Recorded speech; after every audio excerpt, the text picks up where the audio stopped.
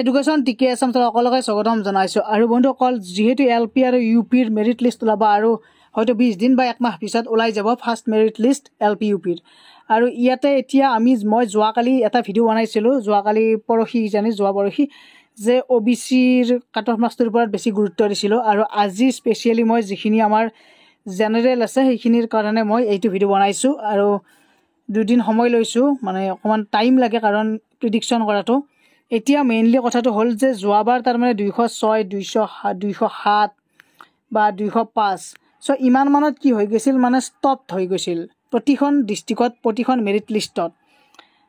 আৰু কিছুমান ডিষ্ট্ৰিক্টত 209, 210 ইমান মানতো ষ্টপ হৈ গৈছিল। এতিয়া কথাটো হ'ল আমাৰ এভাৰেজ হিচাপত চাবলৈ গ'লে 205 যোৱাবাৰৰ হিচাপত 205ৰ তলৰ যিখিনি আছিল সেইখিনি মানে বহুতে পোৱা নাছিল, জেনেৰেল কেটেগৰীত যিখিনি আছিল। আৰু এতিয়া আমাৰ বৰ্তমান যিহেতু চেঞ্জ হৈছে, কাৰণ টেটৰ মাৰ্কছৰ ওপৰত যিহেতু বেছিকৈ গুৰুত্ব দিছে, টেটৰ পাৰ্চেণ্টেজৰ ওপৰত। আৰু এতিয়া কথাটো ক'বলৈ গ'লে এতিয়া জেনেৰেলৰ যিকেইখন ডিষ্ট্ৰিক্টত তাৰমানে আমাৰ শোণিতপুৰ ডিষ্ট্ৰিক্ট বা যিকেইখন ডিষ্ট্ৰিক্টত প্ৰায় তাৰমানে 70ৰ ওপৰত মানে পোষ্ট আছে, 70ৰ ওপৰত যিসকলত পোষ্ট আছে সেইকেইখন ডিষ্ট্ৰিক্টত কিন্তু এইবাৰ জেনেৰেলৰ কাট অফ মাৰ্কছটো প্ৰায় তাৰমানে 62ৰ পৰা মানে 64 ইমান মানত তাৰমানে লাষ্ট কাট অফটো। কিছুমান ডিষ্ট্ৰিক্টত 62 লাষ্ট কাট অফ হ'ব পাৰে, কিছুমান 64 হ'ব পাৰে এইবাৰ জেনেৰেলৰ যিখিনি আছে জেনেৰেল কেটেগৰীৰ কেণ্ডিডেটছ।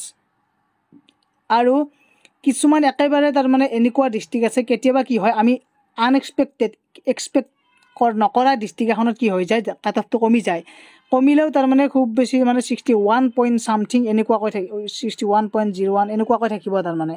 কিন্তু তাৰে তলত জেনেৰেলৰ কাট অফটো মানে নকমে LPৰ ক্ষেত্ৰত। আৰু UPৰ ক্ষেত্ৰত কিন্তু 63 এভাৰেজ 63 লাষ্ট কাট অফটো 63 হ'ব পাৰে।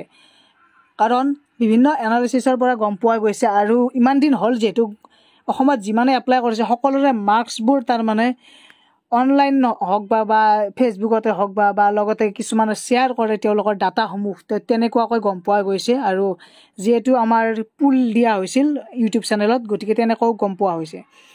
গতিকে 63টো মানে 63ৰ পৰা 65 এইখিনিৰ ভিতৰত তাৰমানে UPত যিসকলে এপ্লাই কৰিম বুলি ভাবিছে তেওঁলোকৰ বহুতখিনি কেণ্ডিডেটছ আছে। 63ৰ পৰা 65 এই 2% ভিতৰত বহুতখিনি কেণ্ডিডেটছ সোমাই আছে। আৰু LPৰ ক্ষেত্ৰত আমাৰ 61 to 63 বা 64 চ' ইমান মানৰ ভিতৰত তাৰমানে জেনেৰেলৰ কথা কৈছোঁ মই, জেনেৰেলৰ কেণ্ডিডেটছখিনিৰ কাট অফটো মানে সোমাই আছে পাৰ্চেণ্টেজটো বা 60। চ' ইয়াৰ তলত জেনেৰেলৰ মানে সিমান এটা না, কাৰণ জেনেৰেলত যিহেতু পাছ কৰিবলৈ হ'লে, টেট পাছ কৰিবলৈ হ'লে যিহেতু 150ৰ ভিতৰত 90 পাবই লাগে যিহেতু, গতিকে তেওঁলোকৰ মানে পাৰ্চেণ্টেজটো গতিকে মানে 61ৰ বা 62, 63 ইমান মানৰ ভিতৰত তাৰমানে বহুতখিনি কেণ্ডিডেট সোমাই আছে। গতিকে মই ডাইৰেক্টলি মানে এনেকৈ কোৱা নাই যে 58টোৱে পাই যাব জেনেৰেল কেটেগৰীত, কাৰণ মই কম পাৰ্চেণ্টেজটো ধৰি দিলেই নহ'ব, কাৰণ প্ৰিডিকশ্যন কৰি গম পোৱা গৈছে ইমান মানে যাব। গতিকে এতিয়া UPত ক'বলৈ গ'লে, UP লেভেলত ক'বলৈ গ'লে প্ৰায় 62ৰ পৰা 65 ইমান মানৰ ভিতৰত এভাৰেজটো ধৰিব পাৰে, মানে প্ৰতিখন ডিষ্ট্ৰিক্টৰ লাষ্ট কাট অফটো। আৰু আমাৰ LPৰ ক্ষেত্ৰত মানে 61ৰ পৰা 64 এইখিনি ধৰিব পাৰে। UPৰ ক্ষেত্ৰত মানে যদিও 62 ধৰিছোঁ, মানে 2-এখন ডিষ্ট্ৰিক্টতহে তাৰমানে 62টো লাষ্ট যাব পাৰে, কিন্তু মেক্সিমাম তাৰমানে 63, 64 ইমান মানে যাব বা 65 লাষ্ট কাট অফ ইমান মানে হ'ব। কাৰণ টেটৰ মাৰ্কছত গমেই পাইছে, যাৰ কাৰণে চিটেট DD মানে চিটেট প্ৰত্যেক বছৰে 6 মাহৰ মূৰে মূৰে হয় যিহেতু, চিটেট DD তাৰমানে কি হৈছে এইবাৰ বহুতৰে পাৰ্চেণ্টেজটো মই গম পোৱা মতে 64ৰ ওপৰত 65, 66, 70লৈকে তাৰমানে পাৰ্চেণ্টেজ ইনক্ৰিজ কৰিছে। গতিকে ইয়াতে গম পায় যে কিমানখিনি এইবাৰ মানে প্ৰভাৱ পৰিব সেইকাৰণে।